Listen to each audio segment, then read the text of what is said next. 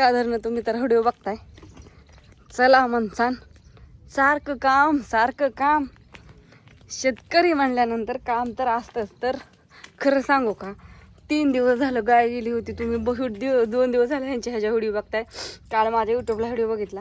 पण खरं सांगू का, सगळ्या कष्टाची मेहनतीचं आणि ह्याचं सगळ्यांचा आशीर्वाद आमच्यावर व्हायचं. सगळ्यांना वाटत होतं की रेशमाताई वासरू उभा राहिलं का, कालवड एवढी छान कालवड झाली आहे, मस्त सुंदर भारी टाक्यातली काळी पांढरी, आणि उभा राहत नव्हती.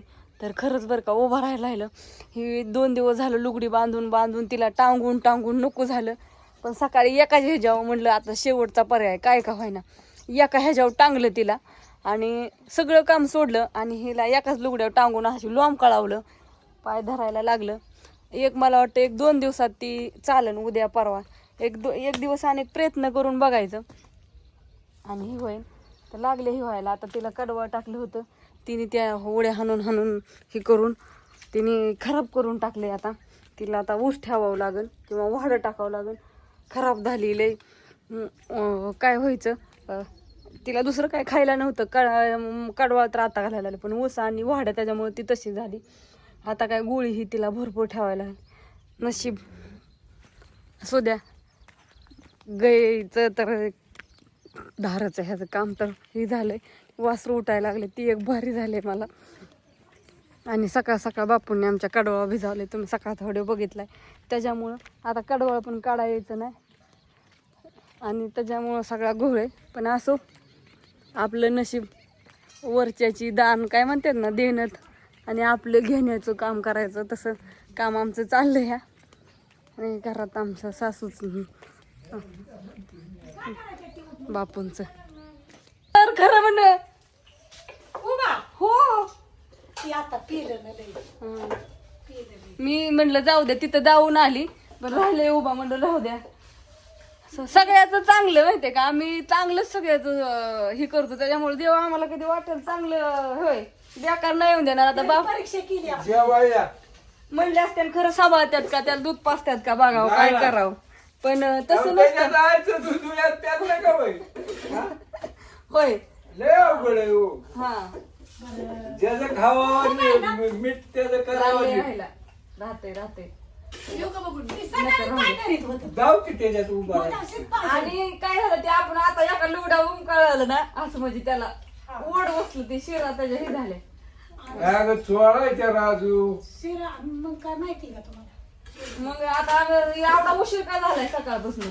या नमस्कार जेवाय या म्हणताल बापू जेवाय सुद्धा बोलवी नाही, जेवा असू द्या.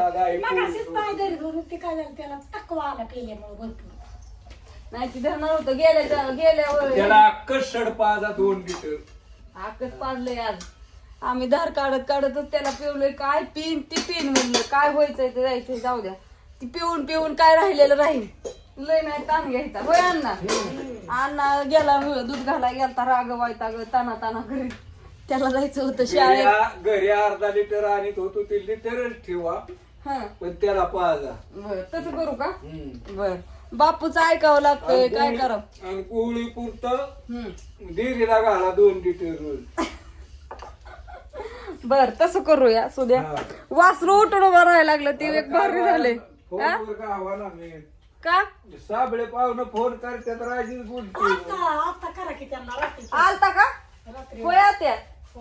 आत्याने रात्री मोबाईल घेतला असून त्याच्यामुळे आता साबळे पाहुणं काल ती मला म्हणलं दवाखान्यात होतो, तुम्ही लावला होता पण त्याच्यामुळं असत्यात बापूंचं आमच्या लय फॅन आहे. तर काय सांगू, आमच्या बापूला लय पसंती, बापू लय आवडतात सगळ्यांना.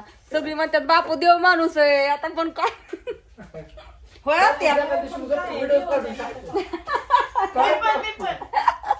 बापा अण्णा म्हणतोय मला शिवाय देता व्हिडिओ करून टाकतो. काय तसं करतात, एक शब्द कुचका बोलला मग त्याला काय म्हणतात का ती कुचका तर बोलते. राजू वाईट बोलायचं सोडून द्या. मुक्कामाला सुद्धा घरी वाटत नाही, पण बळ इथून मुक्कामाला घरी सारखं कोण बोलतं का इतकं, आपल्या बायको इतकं कोण.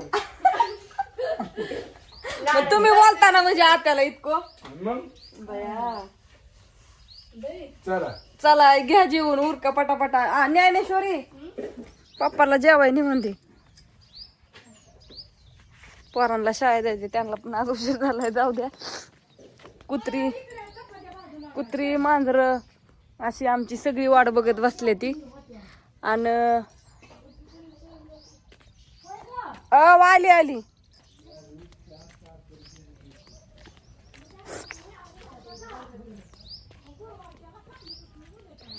कोथमीर उपटायसाठी कालवात आलाय. रानात जायचंय, वस्तीवर आहे तर सवासनी. तिकडून फोन येतोय स्वयंपाकाला या, जेवायला या.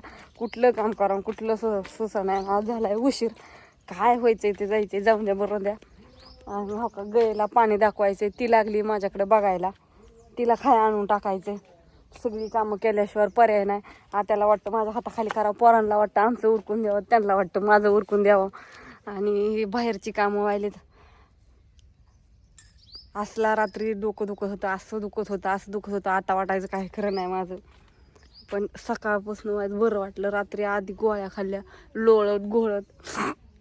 ऊन वाढले त्याच्यामुळं लय काल उन्हाचं सगळं हे झालं. तिथं पण उन्हाचंच काम. तिथे गेल्यावर पण हिरबळ उन्हाचंच कोथमीर काढली. बरोबर 1:30 वाजता गेलतो रानात. तेव्हापासूनच कोथमीर काढत होतो.